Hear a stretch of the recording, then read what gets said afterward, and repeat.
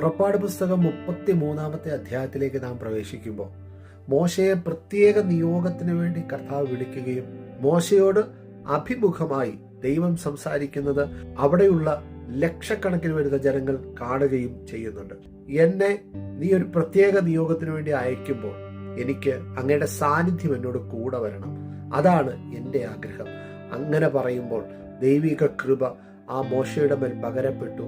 അവൻ മുമ്പോട്ട് അവൻ്റെ മരണം വരെയും കർത്താവിൻ്റെ സാന്നിധ്യത്തിന് നടുവിൽ വിശ്വസ്തയോടെ നിൽക്കുവാൻ ഇടയായി എങ്കിൽ എബ്രായ ലേഖനത്തിലേക്ക് കടന്നു വരുമ്പോൾ അഭിഷിക്തനും വ്യക്തമായി വിളിച്ചു പറയുന്നു, ദൈവത്തെ കണ്ടതുപോലെ മോശ ഉറച്ചു നിന്നു. പ്രിയ ദൈവപൈതലേ, ഇന്ന് നീ ദൈവത്തിൻ്റെ സാന്നിധ്യത്തിൻ്റെ നടുവിൽ ആയിരിക്കുമ്പോൾ നിന്റെ മേലൊരു പ്രത്യേക ദൗത്യമുണ്ട് എന്നുള്ള കാര്യം അത് മറന്നു പോകരുത്. സങ്കീർത്തനക്കാരൻ പറയുന്നത് പോലെ നാം ഈ ലോകത്തിൽ നിന്ന് മാറ്റപ്പെട്ടു പോകുന്നതിന് മുമ്പ് തന്നെ അതിനെ വ്യക്തമായി തിരിച്ചറിഞ്ഞ് ആ കൃപയ്ക്കനുസരിച്ച് നീ നിലനിൽക്കുന്നു എങ്കിൽ നിന്റെ ക്രിസ്തീയ ജീവിതം അനുഗ്രഹമായി തീരുക തന്നെ ചെയ്യും.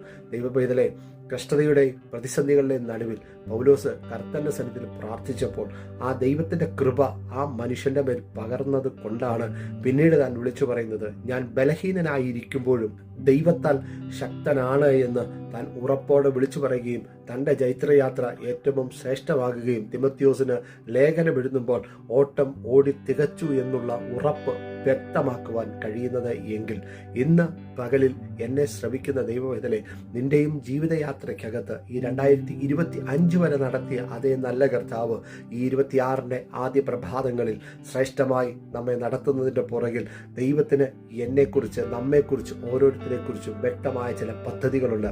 ആ പദ്ധതിക്കനുസരിച്ച് നടക്കുവാനുള്ള ഒരു ദൈവകൃപയെ ചോദിക്കുമ്പോഴാണ് ആ കർത്താവ് നിന്നെ ശ്രേഷ്ഠമായി കൃപ കൊണ്ട് മൂടുകയും അനുഗ്രഹിക്കപ്പെട്ട ദൈവിക നന്മകൾ പകരുകയും ചെയ്യുന്നത്.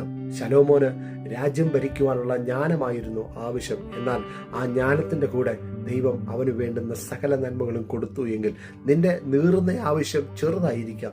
ആ വിഷയം കർത്തന്റെ സന്നിധിയിൽ പറ, കർത്താവെ ഇന്ന മേഖലയിൽ എനിക്ക് കുറവുകളുണ്ട്, കർത്താവെ അങ്ങയുടെ കൃപ കൊണ്ട് എന്നെ ഒന്ന് മൂടണേ, എന്നെ ഒന്ന് സഹായിക്കണേ എന്ന് ആത്മാർത്ഥമായി പ്രാർത്ഥന ഉയരുന്നു എങ്കിൽ നിശ്ചയമായും നിന്റെ കുറവിനെ നികത്തുകയും ഏത് വിഷയത്തിലാണോ നീ ഭാരപ്പെട്ട് നിൽക്കുന്നത് ആ നിന്ദിക്കപ്പെട്ടവരുടെ നടുവിൽ നിന്റെ തല ഉയർത്തുകയും ചെയ്യുന്ന ഒരു നല്ല കർത്താവ് നമുക്ക് വേണ്ടി ഉണ്ട് എന്ന് മറന്നുപോകാതെ കർത്താവിൻ്റെ സാന്നിധ്യത്തിൽ മുമ്പോട്ട് യാത്ര ചെയ്യുക. കർത്താവ് നിന്റെ ഹൃദയത്തിലെ ആഗ്രഹങ്ങളെ സാധ്യമാക്കി തരുവാൻ ഇടയാകും. I bless you Jesus name. Amen.